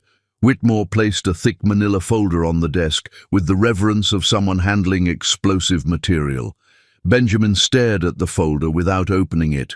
6 months of investigation, thousands of dollars spent on surveillance and genetic analysis, all leading to this moment of absolute confirmation about his ex-wife's betrayal. "Just tell me," Benjamin said wearily. "Is the child mine or not?" Whitmore's hesitation spoke volumes before he even opened his mouth. "Sir, the results are complicated." "Complicated how?" Benjamin's voice carried a dangerous edge. "DNA is either a match or it isn't. The child is definitely yours, biologically speaking, 100% certainty." Whitmore's words should have brought relief, but his tone suggested they were only the beginning of a larger nightmare. Benjamin's world tilted sideways. "What?" "The twins. Yes, it's twins. Both show clear genetic markers identifying you as the biological father. But, sir, that's not the complicated part." Twins. Daisy had given birth to twins, and Benjamin had missed everything. The pregnancy complications, the delivery, the first moments of his children's lives. He'd been so consumed with rage and betrayal that he'd never even asked about the birth. "What's the complicated part?" Benjamin asked, though he wasn't sure he wanted to know. Whitmore opened the folder and pulled out a series of documents that made Benjamin's blood run cold. Medical records, birth certificates, and genetic analyses that painted a picture far different from what Benjamin had believed for the past 6 months. "Your ex-wife never had an affair with Marcus Chen," Whitmore said quietly. "She never had an affair with anyone. Every piece of evidence we found, every photograph, every suspicious meeting, it was all legitimate medical consultations related to her high-risk pregnancy." The words hit Benjamin like a series of physical blows. That's impossible. The fertility specialist, the secret meetings, the genetic incompatibilities. Dr. Patterson is Marcus Chen's cousin, but that's where the connection ends. Your wife was referred to him by her primary physician because of complications related to carrying twins. The treatments were experimental and required extensive monitoring. Benjamin felt like he was drowning in a sea of revelations that invalidated everything he'd believed for the past year. Then, why didn't she tell me? According to her medical records, she tried, multiple times, but you'd already made up your mind about her guilt. Whitmore's voice carried a subtle note of accusation. "The real question, sir, is who convinced you she was having an affair in the first place?" The answer was so obvious that Benjamin felt like a fool for not seeing it sooner. Dr. Morrison, Helena, Adrian, they'd all played their parts in a symphony of deception that had destroyed his marriage and his family. "There's more," Whitmore continued relentlessly. "I've been investigating the source of the false medical reports that convinced you of your wife's infidelity. The genetic analyses were fabricated, the fertility records were altered, and the photographs were carefully staged to create false impressions." Benjamin's hands shook as he processed the magnitude of his mistakes. "Who was behind it?" "Your stepmother and stepbrother, working in coordination with Dr. Morrison. They've been planning this for over a year, waiting for the right moment to destroy your marriage and eliminate any potential heir who might threaten their inheritance claims." The revelation was so monstrous that Benjamin struggled to comprehend it. His own family had orchestrated the destruction of his marriage, the loss of his children, and the collapse of his business empire, all for money. "Helena knew Daisy was innocent?" Benjamin's voice came out as a whisper. "Not only did she know, but she was the one who convinced Dr. Morrison to provide false medical evidence. The entire conspiracy was designed to make you believe your wife was unfaithful, so you'd divorce her before the children were born." Benjamin remembered Helena's perfectly timed comments, her subtle suggestions about genetic testing, her apparent concern about family bloodlines. Every word had been calculated to plant seeds of doubt and nurture them into the poisonous tree that had destroyed his marriage. "And my father?" Benjamin asked, though he dreaded the answer. "Completely manipulated. Helena showed him the same false evidence she showed you. His reaction was genuine. He truly believed Daisy had betrayed the family." Benjamin felt tears burning behind his eyes for the first time since the divorce. His father, already weakened by cancer and the stress of potentially losing the family legacy, had been used as an unwitting weapon against Benjamin's happiness. "Where is Daisy now?" Benjamin asked, his voice breaking on her name. "Living in a modest apartment downtown, working as a freelance consultant to support herself and the twins. She's struggling, sir. The divorce settlement was minimal, and she's refused all attempts at reconciliation from your family." Benjamin's heart shattered completely. While he'd been drowning in self-pity and business failures, the mother of his children had been working multiple jobs to survive, raising his sons alone because he'd been too proud and too stupid to see through his family's lies. "The twins," Benjamin said. "What are their names?" Whitmore consulted his notes. "Charles Benjamin Lucas and Elizabeth Rose Lucas. Named after your grandfather and your mother." The names hit Benjamin like daggers to the heart. Even after everything he'd put her through, Daisy had honored his family with her children's names. She'd given his sons the Lucas name, despite having every reason to hate everything it represented. "I need to see them," Benjamin said, standing abruptly. "Sir, I should warn you. Your ex-wife has made it clear that she doesn't want any contact with the Lucas family. She's built a new life, and she's protective of the children." Benjamin looked out his office window at the city where his sons were growing up without him, where the woman he'd loved was struggling to survive because of his failures as a husband and a man. "Helena and Adrian," Benjamin said quietly. "What's their situation now?" "Legally protected by the statute of limitations on most of their actions. Financially, they stand to inherit everything if your father dies without acknowledging legitimate heirs." The cruel irony was perfect. By destroying Benjamin's marriage, Helena and Adrian had eliminated the very grandchildren who could have fulfilled Charles's requirements for inheritance. They'd created the exact scenario they'd been trying to prevent, except now they were the beneficiaries of the chaos they'd sown. "And my father's health?" "Declining rapidly. The stress of the past year has accelerated his cancer progression. His doctors give him 6 months at most." Benjamin closed his eyes, feeling the weight of a year's worth of mistakes crushing down on him. He'd lost his wife, his children, his business empire, and now he was losing his father, all because he'd been too quick to believe lies and too slow to trust in love. "Mr. Lucas," Whitmore said gently, There might still be time to fix some of this. Your ex-wife is a remarkable woman. She might be willing to listen if you approach her the right way." Benjamin laughed bitterly. "Why would she listen to anything I have to say? I publicly humiliated her, divorced her while she was pregnant, and abandoned my children based on lies. I'm probably the last person on earth she wants to see." "Maybe. Or maybe she's been waiting for you to discover the truth and come back to your family." Benjamin stared at his reflection in the office window, seeing a man who had everything handed to him and managed to destroy it all through pride, stupidity, and misplaced trust. The question now was whether he had the courage to face the woman he'd wronged and beg for a forgiveness he didn't deserve.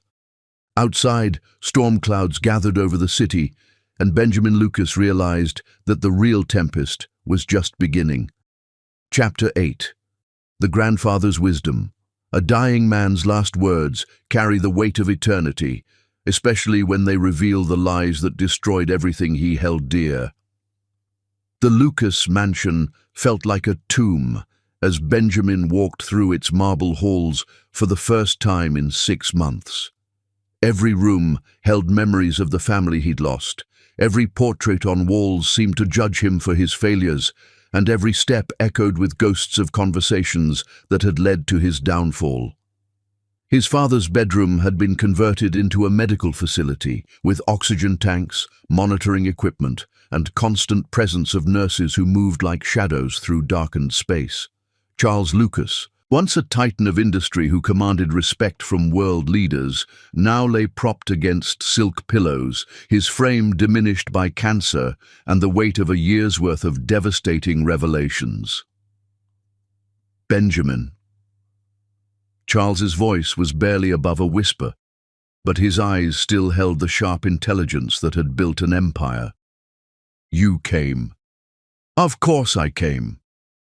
Benjamin settled into the chair beside his father's bed, noting how much weight Charles had lost since their last meeting. The man who had once filled boardrooms with his presence now seemed fragile as paper, his breathing labored even with the oxygen support. "How are you feeling?" Charles's laugh was weak but bitter, followed by a coughing fit that brought flecks of blood to his lips. "Like a fool. Like an old man who was manipulated by people he trusted and destroyed his own family in the process." His voice broke with emotion Benjamin had never heard from the iron-willed patriarch. "I helped destroy my grandson's chance to know their grandfather. That's my legacy, a dying man who chose money over love." Benjamin felt tears burning behind his eyes. "Father, you didn't know." "I should have known!" Charles's voice cracked with anguish. "I built this empire by reading people, by seeing through deception. But I was so afraid of losing our bloodline, so terrified of the family name dying with me, that I became the weapon Helena used to destroy the very future I was trying to protect." Charles reached with trembling hands for a framed photo on his nightstand. A picture of Benjamin as a baby, held by his mother just weeks before she died, giving birth to his stillborn sister. "Your mother died bringing life into this world. She would be horrified to know I helped drive away the mother of her grandchildren." Benjamin's heart clenched. Whitmore had prepared him for this conversation, had warned him that Charles now knew the truth about Helena and Adrian's conspiracy, but seeing the devastation in his father's eyes was almost unbearable. "Helena told you," Benjamin said. It wasn't a question. "She confessed everything last night." Charles struggled to sit up straighter, his breathing labored. "Thought I was too close to death to do anything about it. She was wrong." Benjamin felt a spark of hope. "What did she tell you?" "Everything. The bribes to Dr. Morrison, the falsified medical records, the staged photographs, the elaborate plan to destroy your marriage and eliminate any legitimate heirs." Charles's voice grew stronger with anger. "She's been planning this since the day she married me, Benjamin. Everything. Our marriage, her relationship with you and Adrian, her supposed love for this family, it was all calculated to position herself as the sole beneficiary of the Lucas fortune." The confirmation of Benjamin's worst suspicions should have brought satisfaction, but instead it only deepened his sense of loss. "Why are you telling me this now? The damage is already done. Because I'm dying, and I refuse to let my legacy be built on lies and betrayal." Charles reached for a thick manila folder on his bedside table, his hands trembling with effort. "I've been working with my attorneys for the past week, ever since Helena's confession. This is my new will." Benjamin stared at the legal documents his father held. "Father, you don't need to." "I absolutely do." Charles's voice carried the authority that had made him one of the most powerful men in the country. "Helena and Adrian destroyed my family for money. They manipulated my love for you into a weapon against your happiness. They turned me into an accomplice in the destruction of my own grandchildren's future." Tears burned behind Benjamin's eyes. "You didn't know. None of us knew. I should have known." Charles's voice broke with regret.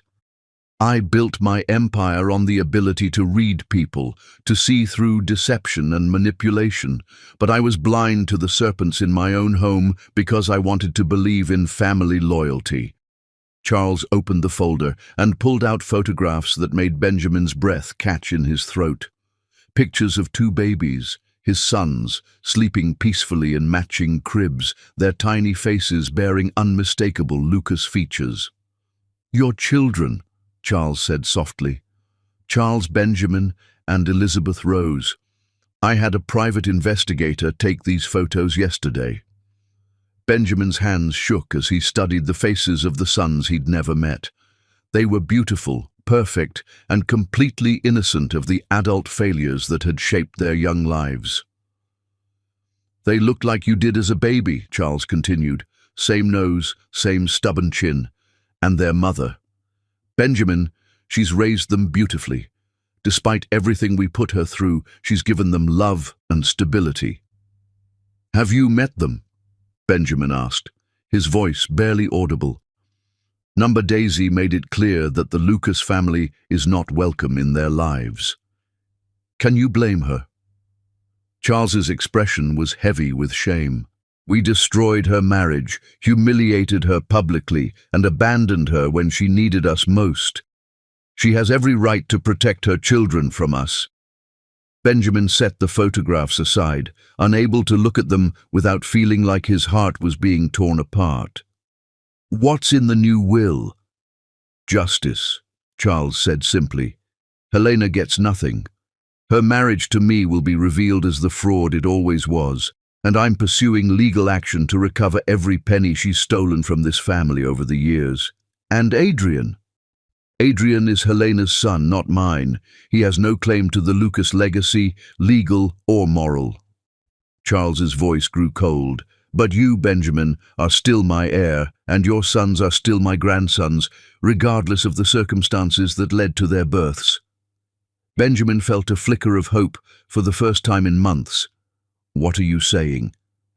"I'm saying that the Lucas empire belongs to you and your children.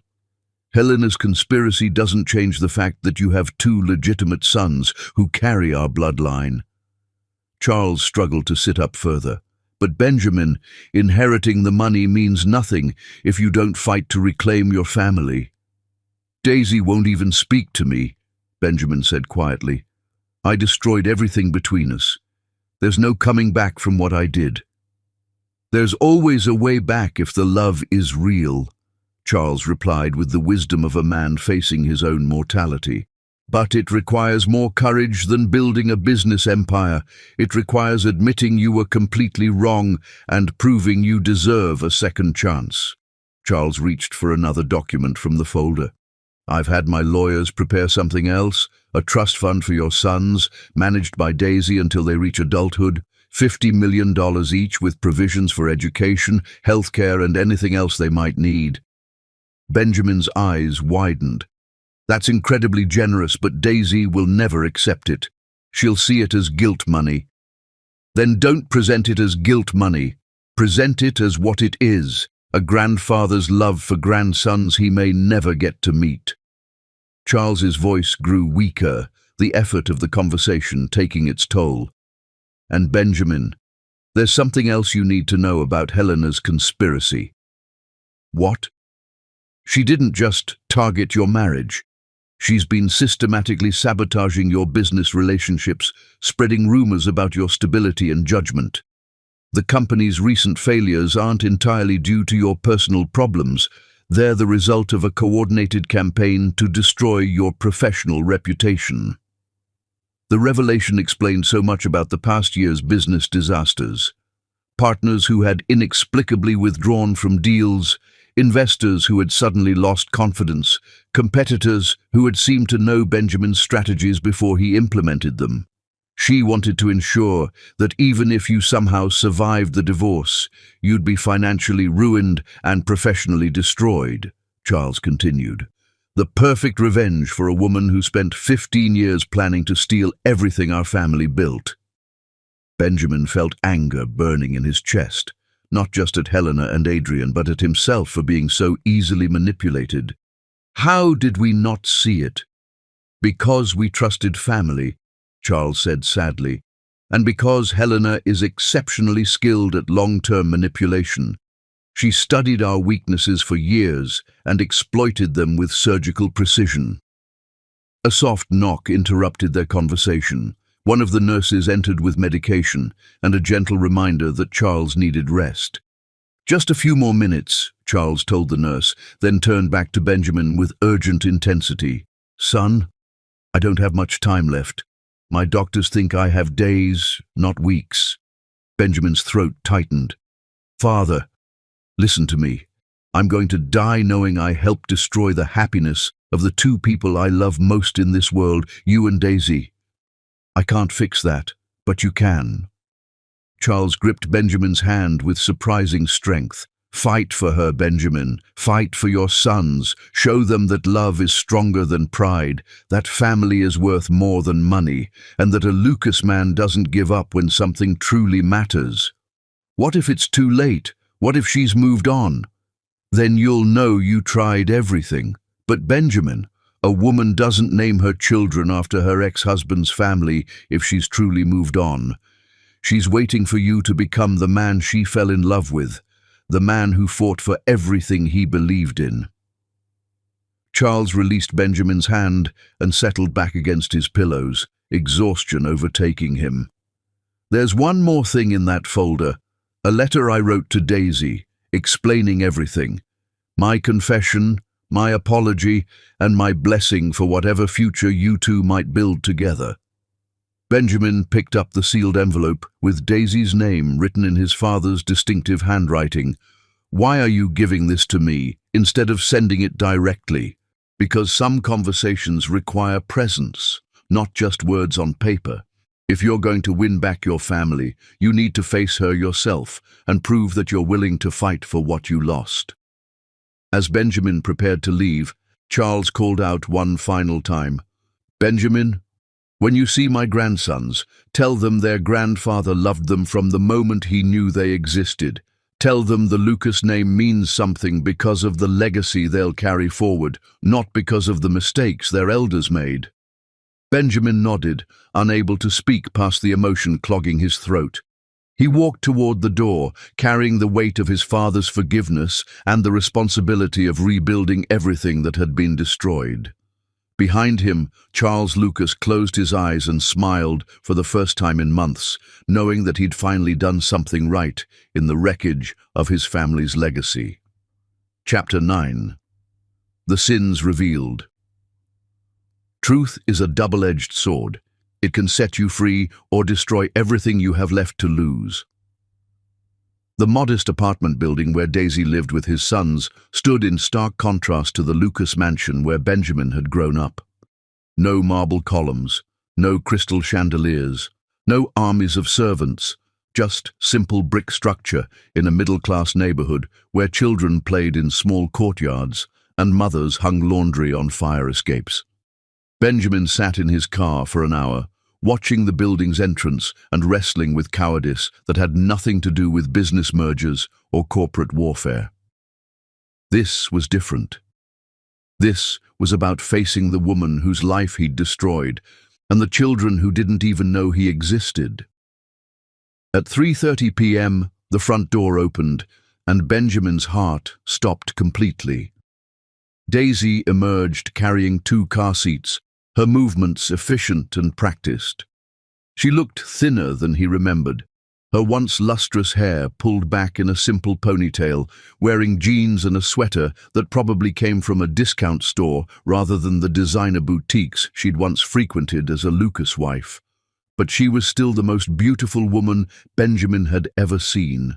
Behind her, an older black woman, Daisy's mother, Benjamin realized, held the door open while managing a diaper bag and purse. The grandmother he'd never met was helping with the grandsons he'd never acknowledged. Benjamin watched as Daisy carefully secured the car seats in the back of a 10-year-old Honda Civic that had definitely seen better days. Through the car windows, he caught glimpses of small faces and tiny hands, and his chest felt like it was being crushed by the weight of everything he'd missed.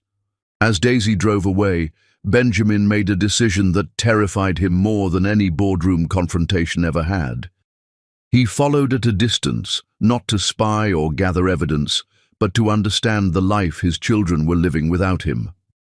The Honda pulled into the parking lot of a pediatrician's office in a strip mall, and Benjamin watched from across the street as Daisy carefully lifted both car seats, her mother gathering supplies with the efficiency of someone who'd done this countless times. They disappeared into the medical building, and Benjamin was left alone with his thoughts and the manila folder containing his father's letter. 45 minutes later they emerged, Daisy carrying one fussy baby, while her mother managed the other car seat and supplies. Benjamin could hear crying from across the parking lot. One of his sons was upset about something, and every instinct he possessed screamed at him to help, to comfort, to be the father these children deserved. Instead, he followed them to a grocery store, then to a pharmacy, then to a small park where Daisy spread a blanket under a tree while her mother kept watch over the babies. Benjamin parked several hundred yards away and used binoculars he'd brought for this exact purpose. Through the lenses, he watched Daisy play with 2 8-month-old boys who were clearly thriving despite their father's absence. One baby, Charles he assumed, had dark hair and serious eyes that reminded Benjamin of his own childhood photos. The other, Elizabeth, was more animated, smiling and reaching for his mother's face with tiny hands. His sons, his children, living full, happy lives without knowing their father existed. Benjamin's phone rang, shattering his surveillance. Helena's name appeared on the screen, and for the first time in months, he answered. "Benjamin, darling, where are you? Your father is asking for you." The false sweetness in her voice made his skin crawl. "I'm handling some business." "Well, handle it quickly. Charles had another episode this morning, and the doctors aren't optimistic. You should be here with family during this difficult time." Family. The word was obscene, coming from the woman who had systematically destroyed his actual family for money. "I'll be there soon," Benjamin lied, then hung up and returned his attention to the park. Daisy was packing up the blanket, preparing to leave, when Benjamin noticed something that made his blood run cold. A black sedan had been parked at the far end of the lot since they'd arrived, and through his binoculars, Benjamin could see 2 men with cameras taking photographs of Daisy and the children. Helena was still having them watched. Benjamin's hands clenched around the binoculars as he realized the full scope of his stepmother's ongoing conspiracy. She wasn't content with destroying his marriage. She was gathering intelligence on his children, probably planning some new form of manipulation or blackmail. The sedan followed Daisy's Honda when she left the park, maintaining a professional distance that spoke of experienced surveillance. Benjamin fell in behind them, creating a bizarre caravan of watchers, and watched through the busy afternoon traffic. When Daisy returned to her apartment building, the sedan parked across the street and settled in for what looked like a long observation session. Benjamin parked behind them and walked to the driver's side window with the confidence of a man who owned half the city. The window rolled down to reveal a nervous-looking private investigator who clearly recognized Benjamin Lucas. "Mr. Lucas, I can explain." "Shut up and listen," Benjamin said quietly. "You're going to call whoever hired you and tell them the surveillance is over. Then you're going to delete every photograph, every report, and every piece of information you've gathered about my ex-wife and children." "Sir, I have a contract." "Your contract is void." Benjamin pulled out his phone and showed the investigator a bank transfer screen. "I just bought your company. You work for me now, and your first assignment is to forget this family exists." The investigator's partner looked terrified as Benjamin leaned closer to the window. "If I discover that anyone, and I mean anyone, is watching my children without my explicit permission, I will destroy your lives so completely that you'll wish you'd never learned what a camera was. Are we clear?" Both men nodded frantically and drove away, leaving Benjamin alone on the quiet street where his sons were learning to crawl and babble and exist without him. He walked to the apartment building's entrance and stared at the directory until he found it. D. Williams, apartment 3B. She'd taken back her maiden name, erasing the Lucas identity completely. Benjamin climbed 3 flights of stairs, each step feeling like a mile, until he stood outside apartment 3B with his father's letter in one hand and 18 months of regret weighing down his heart. He raised his hand to knock, then froze as he heard voices through the thin door. "Mama, I can't keep doing this." Daisy's voice was thick with exhaustion. "Working 3 jobs, managing the boys alone, pretending I'm strong enough to handle everything." "Baby, you are strong enough," her mother replied gently. "You've been handling everything beautifully. But I'm so tired, Mama, and lonely. Sometimes I look at Charles and Elizabeth and wonder what their father would think of them, if he'd be proud, if he'd love them the way they deserve to be loved." Benjamin's heart shattered completely. She still thought about him, still wondered about his feelings for children he'd never met. "Did you ever love him, really?" Daisy's mother asked. "Or was it just the money and status?" "I loved him more than my own life," Daisy whispered, and Benjamin heard tears in her voice. "I still love him. That's the worst part. After everything he did to me, everything he said about me, I still love Benjamin Lucas, and I hate myself for it." Benjamin pressed his forehead against the door, feeling tears stream down his face for the second time in 2 days. She loved him. Despite the divorce, the humiliation, the abandonment, she still loved him. "The boys ask about their daddy sometimes," Daisy continued. "Well, Charles does. He's old enough to notice that other children have fathers. What am I supposed to tell him? That his daddy threw us away because he believed lies about his mother?" "You tell him that sometimes good people make bad choices," her mother said firmly, "and that his daddy might realize his mistakes someday." "It's too late for that," Daisy said with finality. Benjamin made his choice. He chose his family's money over his wife and children. Some things can't be forgiven. The words hit Benjamin like physical blows. She thought he'd chosen money over family.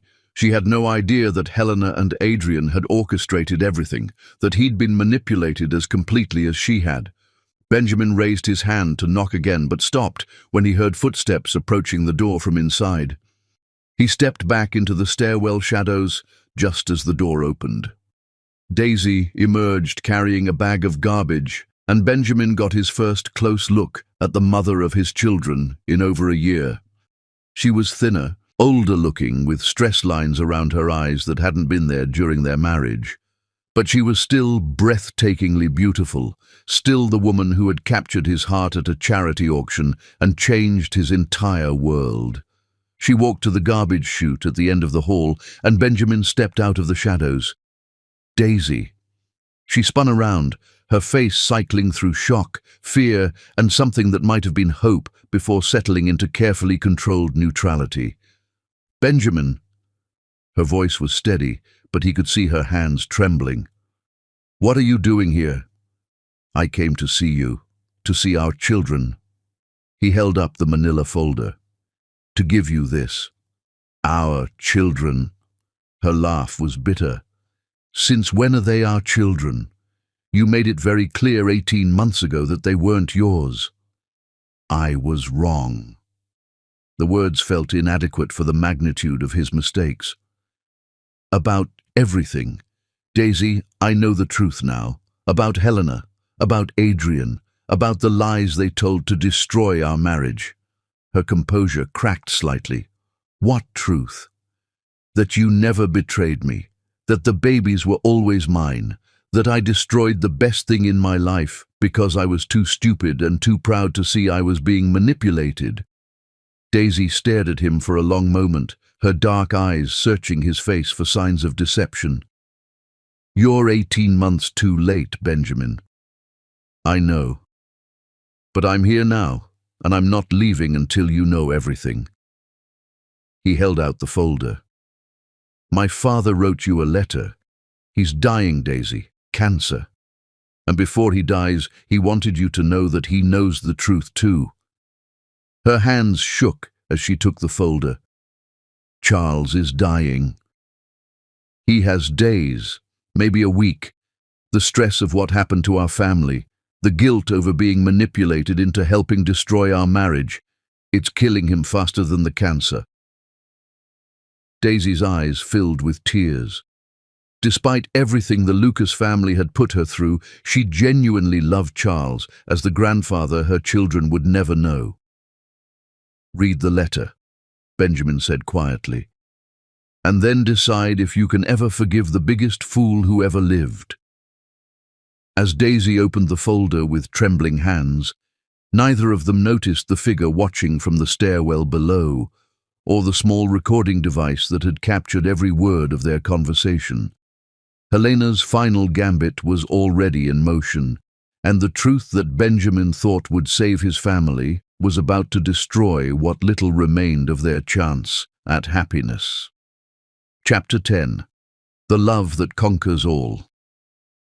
The greatest victories aren't won in boardrooms or courthouses. They're won in the hearts of the people who choose to love again, despite every reason not to. Daisy's apartment fell silent, except for the sound of paper rustling as she read Charles Lucas's final confession. Benjamin watched her face transform from skepticism to shock to devastating understanding as the full scope of Helena's conspiracy revealed itself through his father's elegant handwriting. "My God," she whispered, sinking onto her small sofa. "The medical records, the photographs, Marcus Chen, everything was fabricated. Every single piece of evidence. Helena and Adrian spent over a year orchestrating the perfect destruction of our marriage." Benjamin sat across from her, maintaining careful distance while his heart screamed to hold her. "Doctor?" Morrison was bribed. The genetic tests were falsified. Even Marcus's appearance at the gala was staged. Daisy's hands shook as she turned to the final page of Charles's letter, where his apology and blessing were written in increasingly shaky handwriting. "Charles wants to meet his grandsons," she said, tears streaming down her face. "Before he dies, he wants to hold the children whose existence he helped me doubt. He's at the hospital now. The doctors say he has maybe 48 hours. From the bedroom came the sound of babies stirring from their nap, and Daisy instinctively moved toward them before stopping. "Benjamin, I need you to understand something. I'm not the same woman you married. What your family did to me, what you did to me, it changed me. I'm stronger now, but I'm also more guarded. I won't let anyone hurt my children the way I was hurt." "Our children," Benjamin corrected gently, "and you're right to protect them. I failed as a husband and as a father, but Daisy, if you'll let me, I want to spend the rest of my life proving I can be better." Before she could respond, her phone rang. The caller ID showed Helena's name, and both Benjamin and Daisy froze. "Don't answer it," Benjamin said quickly. But Daisy was already swiping to accept the call, putting it on speaker with a courage that reminded Benjamin why he'd fallen in love with her strength. "Hello, Helena. Daisy, darling. Helena's voice carried false warmth and barely concealed triumph. I understand you've had a visitor this evening. How lovely that Benjamin finally found the courage to face his mistakes. Benjamin and Daisy exchanged alarmed glances. Helena had been watching, listening, planning. What do you want? Daisy asked with steely calm. I want you to understand your position, dear. You see, I have recordings of your conversation tonight. Benjamin's confession, his admission of the family's manipulations. Very interesting material for someone who might want to prove that the Lucas family committed fraud. Benjamin felt ice water flow through his veins. Helena was preparing to use his honesty as a weapon. But here's what makes this fascinating, Helena continued with the satisfaction of a spider explaining her web. If those recordings became public, they would destroy what's left of the Lucas reputation completely. Stock prices would collapse, business partners would flee, and the empire would crumble into dust. Get to the point, Benjamin said. The point, stepson, is simple. Daisy can have her reconciliation with you, and Charles can meet his precious grandsons. But the price is $50 million, a modest sum for the Lucas family, really. Consider it payment for my silence about your father's confession to fraud and conspiracy. Daisy stood slowly, her voice carrying a power that made Helena's manipulations sound small and pathetic by comparison. No. Excuse me? I said no. You can release your recordings, Helena. You can destroy the Lucas name and collapse the business empire. You can expose every lie and conspiracy. Daisy's voice grew stronger with each word. But you cannot threaten my children or their father anymore. Benjamin stared at Daisy in amazement as she continued. Because here's what you don't understand about real strength, Helena. I don't need the Lucas money. I don't need the family name or the social status or any of the things you've spent your life scheming to steal. I have something worth more than all of that. And what's that? Helena's voice had lost its confident edge. I have the love of a good man who made terrible mistakes but found the courage to face them. I have 2 beautiful sons who will grow up knowing their father fought to earn their forgiveness. And I have the knowledge that when you're gone, we'll still be here, still loving each other, still building something real while your legacy turns to dust. Benjamin felt his heart soar as Daisy turned to face him directly. Benjamin Lucas, you destroyed my trust, broke my heart, and abandoned your children when they needed you most. You let pride and fear make you into someone I didn't recognize. Benjamin's heart sank, but Daisy wasn't finished. But you also loved me enough to spend 18 months discovering the truth. You cared enough about our children to risk everything by coming here tonight. And you're brave enough to ask for forgiveness you don't deserve from a woman who has every reason to hate you. She stepped closer, and Benjamin could see his entire future in her dark eyes. The question is, are you brave enough to spend the rest of your life proving that love is stronger than pride? Benjamin dropped to his knees in the small apartment, looking up at the woman who had endured everything and emerged stronger than ever. Daisy Williams, I was an arrogant fool who threw away paradise because I was too weak to trust in love. I can't undo the pain I caused you or get back the time I missed with our children.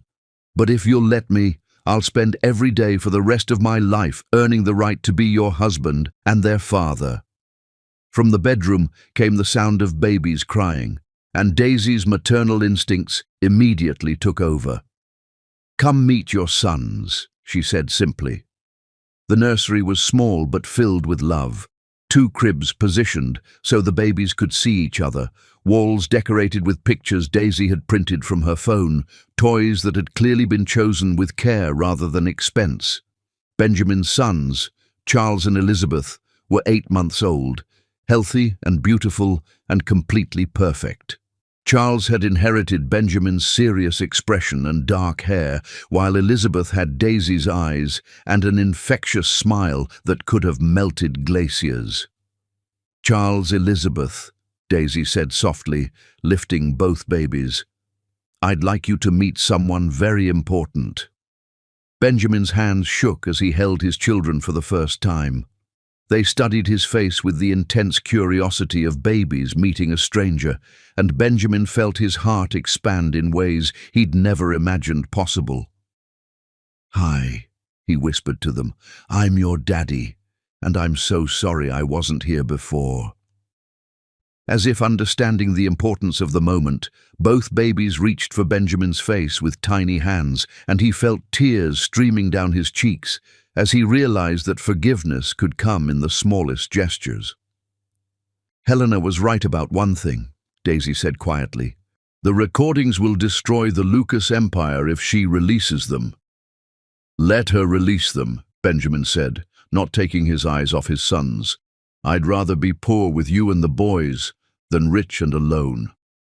3 weeks later, Charles Lucas died peacefully in his sleep, having spent his final days holding his grandsons and watching his son build the kind of love that money couldn't buy. His last words, whispered to baby Charles as the infant slept in his arms, were, "Tell your daddy that love is the only empire worth building." Helena released her recordings in a final act of spite. But by then, Benjamin and Daisy had moved to a small house in Portland with their children, starting fresh under Daisy's maiden name. The Lucas Empire crumbled exactly as Helena had planned, but she discovered that destroying something beautiful doesn't make you beautiful.